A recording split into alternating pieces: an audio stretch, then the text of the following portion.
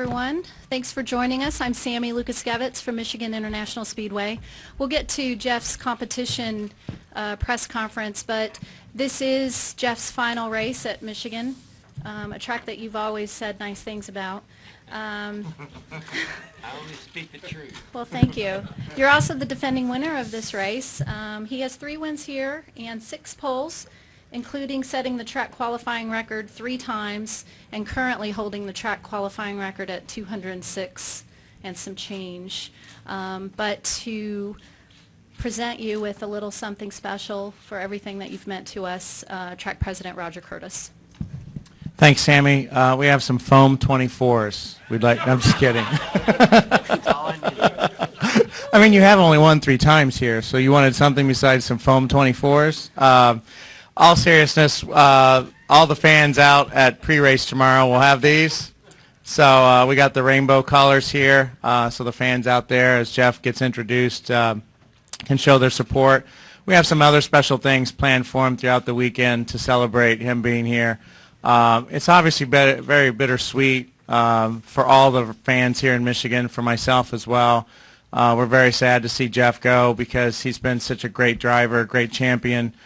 He's meant a lot to me as I grew up as a fan and then in my professional career as well. But it is bittersweet, not completely bitter, because I know that he's not leaving the sport. He's going to be around, and I think our fans are very excited about that. But there's nothing, he said at the very beginning of the year, I don't want this to turn into a rocking chair tour where, you just give me a rocking chair, he's going away, old man Jeff, sitting around. So we thought there was no better way to honor that request than to give him a pure Michigan vacation at the hotel that has the longest porch in the world with the most rocking chairs in the world on it. So we have a very special pure Michigan gift for you. It's for you and your family to go to the Grand Hotel for 4 nights and stay there in one of their suites and enjoy. If you're going to leave the sport, you might as well go to an island they don't allow cars. So, I mean, you really get out of the sport, right? So it's just our way of saying thanks, and something very unique and very special to Michigan. Well, thank you very much, Roger. We will definitely enjoy that. I keep telling people when they say, "What am I going to be doing next year?" I say, I'm going to have a real job, so I'm actually going to have to work a lot more. So I don't know when I'm going to get to take this vacation, but I'm going to enjoy it when it happens. So that means a lot to me. Michigan has meant a lot to me. I do truly love this racetrack. It's always just been one of my favorites with the banking, the transitions, the speeds. It's just a fun racetrack to drive on, and always has been. I'm very proud of that victory last year. And Roger, you've been a great asset to this racetrack and the fans. You guys go above and beyond, and I think the fans truly recognize me. And just being out there in that kid zone 5 minutes ago and seeing kids at the racetrack excited about racing, excited about being at the track, and you guys are putting a big effort towards that in many other ways. So thank you. I appreciate your efforts, and it is bittersweet. When you now that I'm starting to come to some of these tracks for the final time, and I hope this one goes a lot better than some of the other ones have been going. Not had some of the best luck at some of my favorite and best tracks, and so hopefully we change that this weekend right here. That'd be fantastic. Well, thanks for everything you've done, Jeff, and I got adjoining suites so my family can join you. Awesome. Just kidding. Thanks for everything, Jeff. Take care.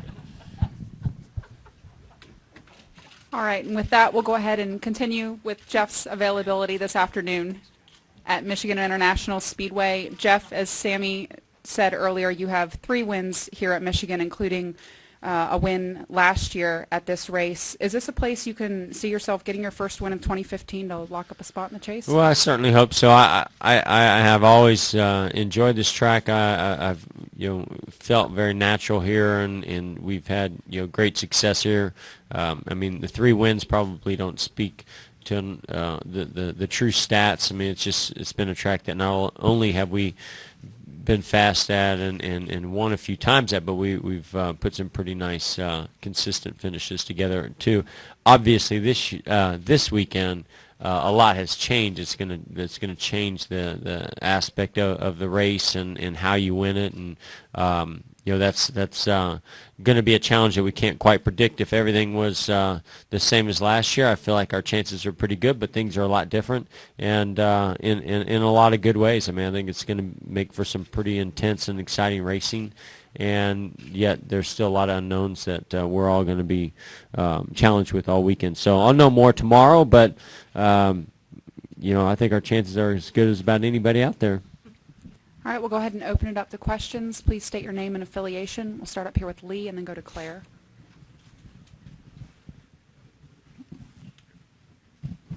Lee Spencer, Motorsport.com. Can you describe the sensation of going 400 miles wide open, as it kind of looks like it's going to be out there, if practice is any indication? Well,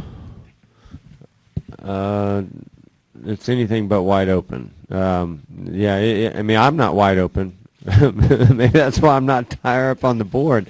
I think qualifying will be able to be wide open. In the race, you can't be wide open. I really wish we were, because I think in order for this package to get the most out of it, you need to easily be wide open so you can really utilize that draft. You're going to be able to utilize the draft, especially on the restarts, but when you get to the corner, I mean, we're still doing 190-something miles an hour when we get there, and there's a lot of turbulent air there. So we're going to be fanned out and finding clean air and then trying to get that toe down the straightaway. So it's going to be a totally different Michigan, I feel like, than what we've ever had before. But I think, if you're out front, you're gonna have a chance at maybe being wide open. But I was really surprised in the first couple laps I made on the track, and the track was a little green, didn't have any rubber on it, and so it seemed to pick up speed each time we went out. But the first time, I was anticipating us being wide open, and I was anything but. Mainly with the front, just can't get the front to cut, to stay wide open. As we had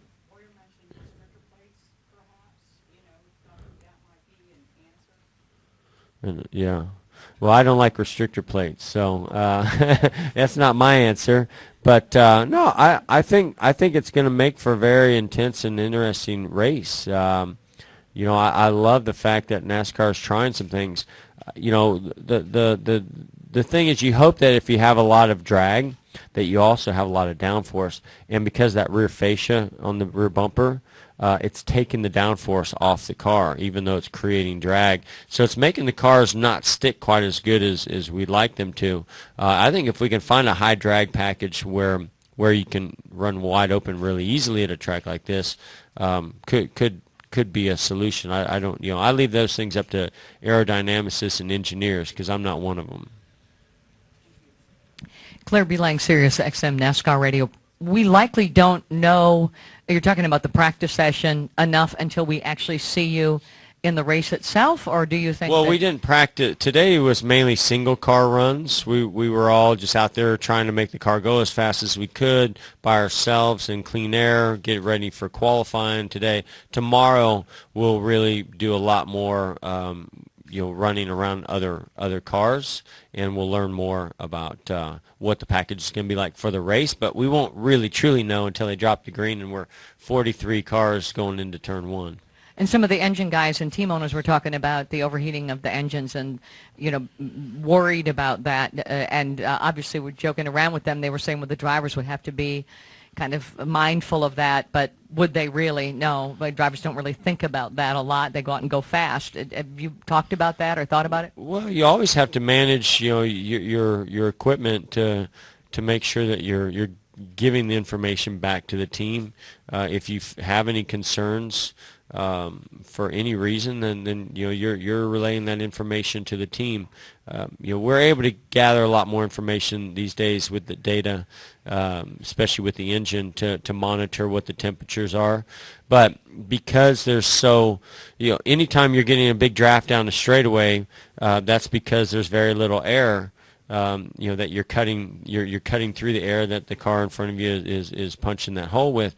Well, that means less air is getting to the radiator, getting over the splitter or over the roof or to the spoiler. So that will be a concern.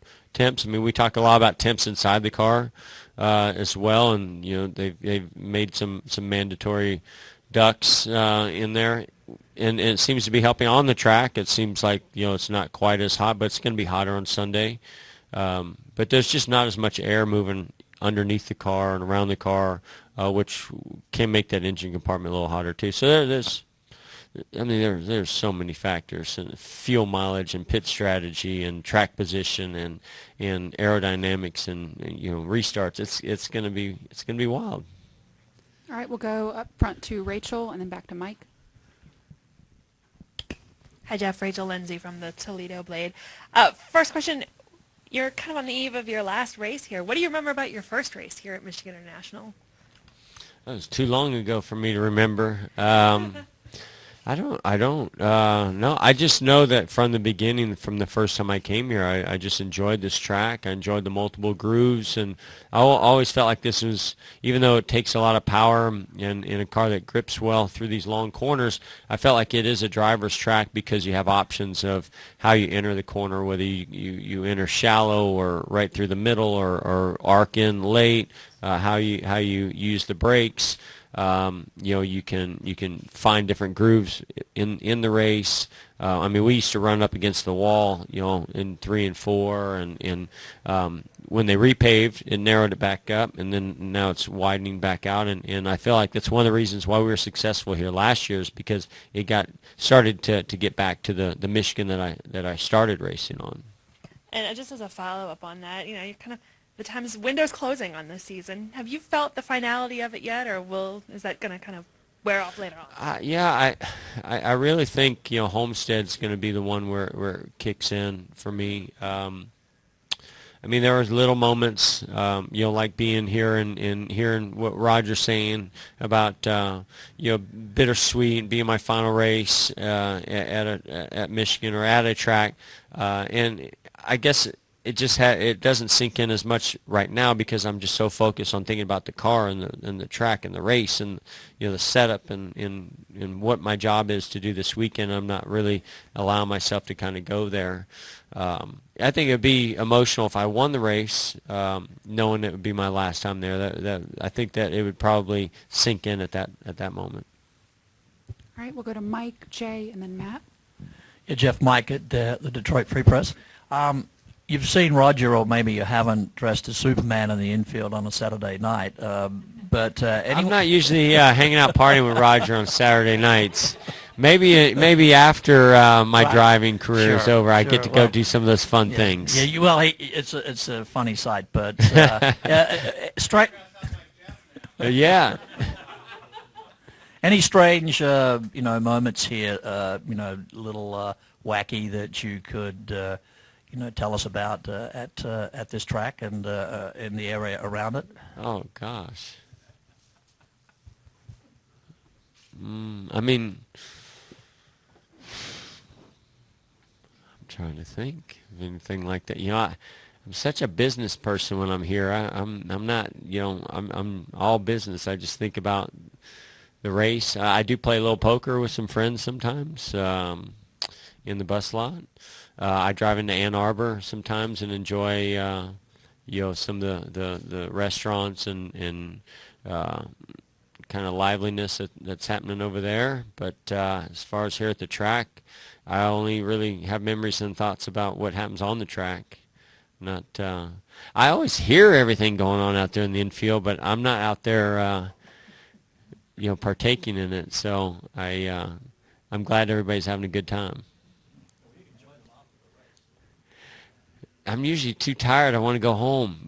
So I want to come back here when I have less responsibilities and just kind of be a fan. That's I get very envious hearing all the screaming and yelling and hooping and hollering and music going out there, and knowing that I'm in my bus fixing my own dinner and getting ready for bed.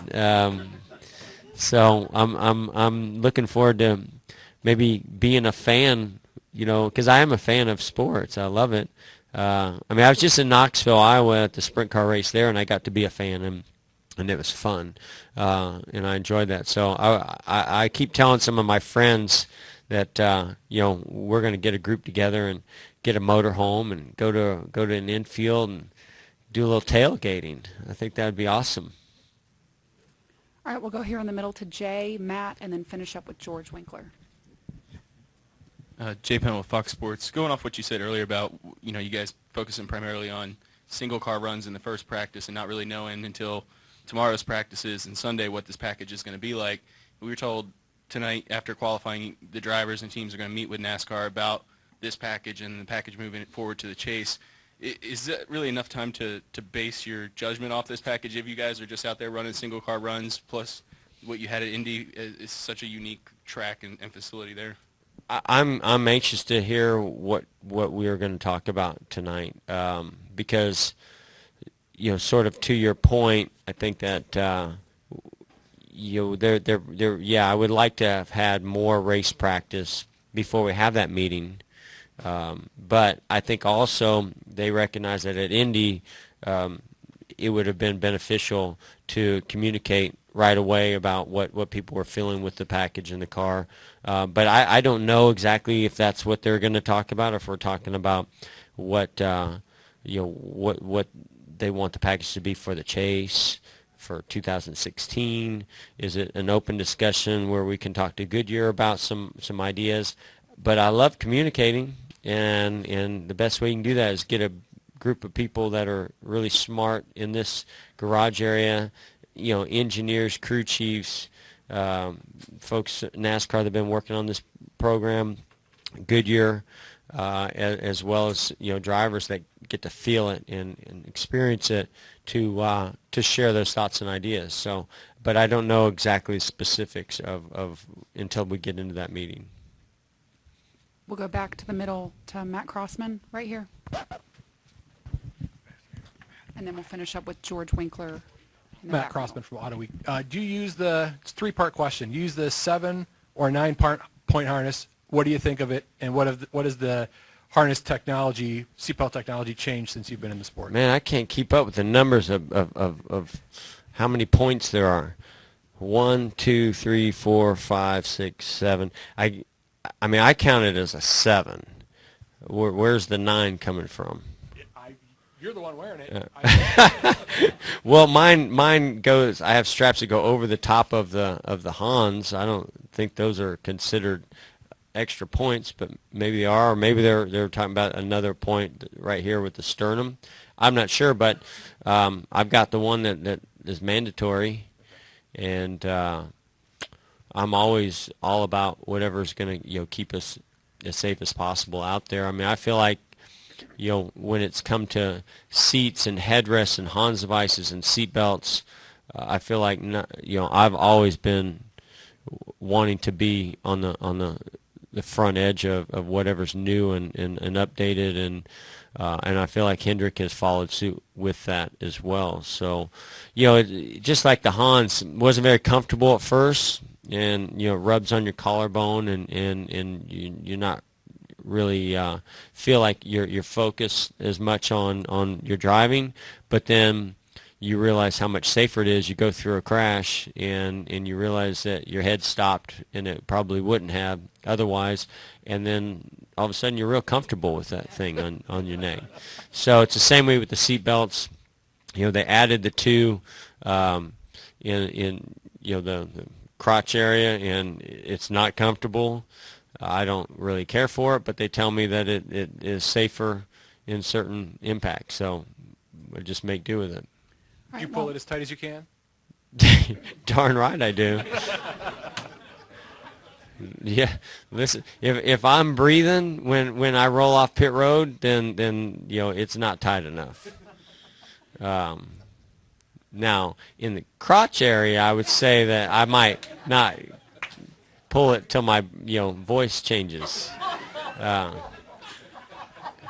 And with that, we'll finish. I mean, up. I was gonna say we can go all kinds of places with this if you want, but as far as my lap belt and my shoulder belts, I pull them extremely tight. I mean, I think some of my back issues have come from me pulling them too tight. Go ahead, George Winkler with NASCAR.com. You have a little bit of a cushion between you and the first driver out of the chase. Man, what points are you looking at? Would you There's ever no cushion. Would you ever go into a conservative mode and try to protect that, or are you going to stay aggressive? I just want to finish a race where I'm capable of running. What we can't do is have problems that we've had. You can't get caught up in a wreck like we did in Indy. You can't have a brake issue like we had last week. We just can't. We can't be finishing 30th and 40th. I mean, we gotta. It's not like we have to win.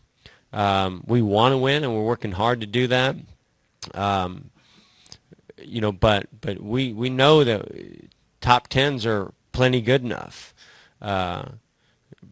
But there are no guarantees in this sport, and even if you have a car that's capable of finishing the top 10, it doesn't mean you're necessarily going to finish there. So right now we're just trying to get some positive momentum and good things going for us. We had some good fortune at Pocono, kind of recovered ourselves from the India incident, and then followed that up with the Watkins Glen debacle. So I'm hoping that this weekend we can have another recovery like we had at Pocono. Thanks for joining us, Thank Jeff. you, guys.